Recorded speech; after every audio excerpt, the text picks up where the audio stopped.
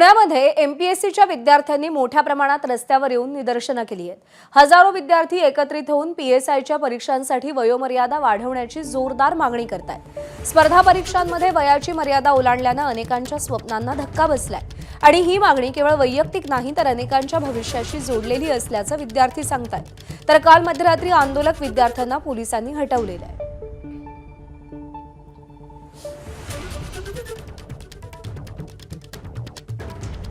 7 महीने जो advertiser late हुई है, तो इसके दौरान ये बात ये हुआ है कि बहुत से ऐसे स्टूडेंट्स है जो इस एज क्राइटेरिया में बैठे नहीं है और उनको जो एग्जाम देने के लिए बैठना उनका जो है एज बढ़ रहा है और एज बढ़ के वो एज बार हो चुके।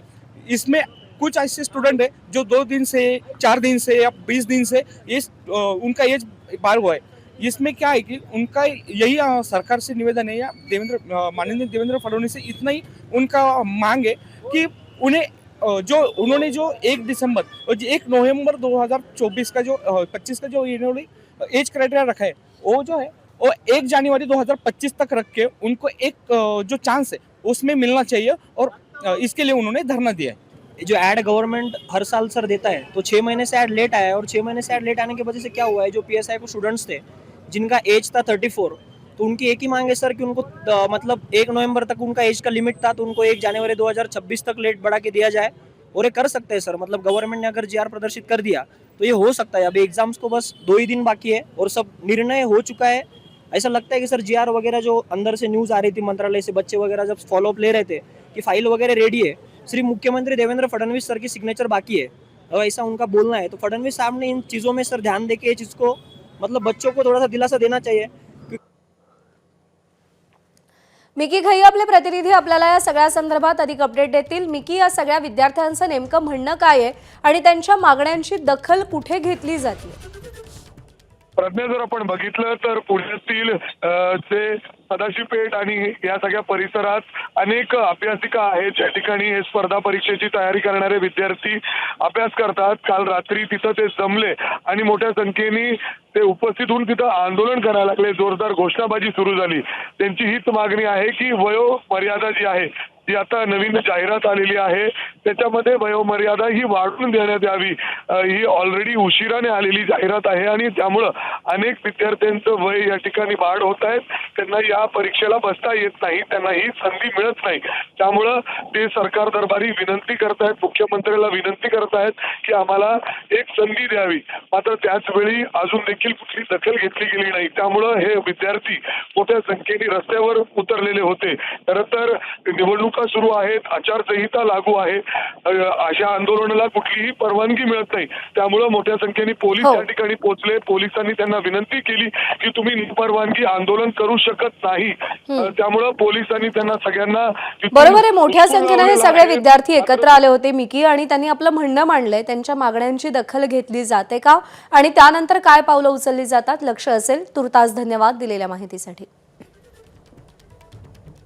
आणि सरकारनं तात्काळ विद्यार्थ्यांना न्याय द्यावा, अन्यथा आपण विद्यार्थ्यांसोबत आंदोलनात सामील होऊ, न्याय मिळेपर्यंत आंदोलन करू, असा इशारा प्रहार संघटनेचे अध्यक्ष बच्चू कडू यांनी दिलेला आहे। पीएसआय परीक्षेसाठी वयवाढीबाबत गेल्या 6 महिन्यांपासून विद्यार्थी प्रयत्न करून 80हून जास्त लोकप्रतिनिधींमार्फत सरकार दरबारी पाठपुरावा विनंती करूनही न्याय न मिळाल्यानं शांततेच्या मार्गानं, गांधी मार्गानं विद्यार्थी न्यायासाठी पुण्यात रस्त्यावर उतरलेत।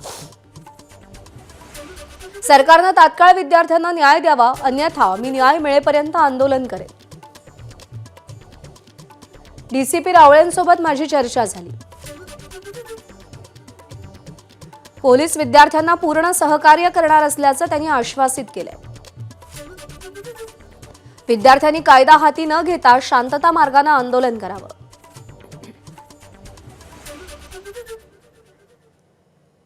काँग्रेस आमदार सतेज पाटील यांनी 4 तारखेला होणारी पूर्व परीक्षा पुढे ढकलण्याची मागणी केलेली आहे।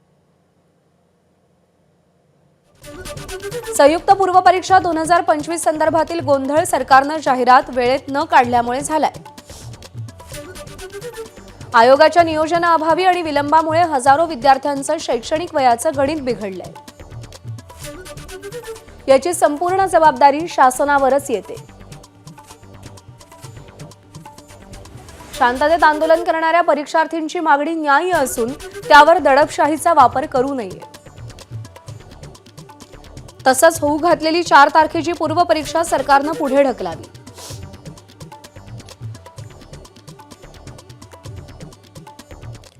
एमपीएससी परीक्षेची जाहिरात 7 महिने उशिरा आल्यानं अनेक विद्यार्थी वयोगटात बसत नसल्यानं परीक्षेचा प्रश्न निर्माण झालाय, अशी प्रतिक्रिया खासदार मेधा कुलकर्णी यांनी दिली आहे. एमपीएससी परीक्षेची जाहिरात 7 महिने उशिरा आल्यानं अनेक विद्यार्थी वयोगटात बसत नसल्यानं परीक्षेचा प्रश्न निर्माण झालाय. विद्यार्थ्यांच्या विनंतीनुसार मुख्यमंत्री कार्यालयाला सगळ्या अधिकाऱ्यांशी संपर्क करून तातडीनं निर्णय घेण्याची आवश्यकता असल्याचं नमूद केलंय. एबीपी माझा, उघडा डोळे बघा नीट.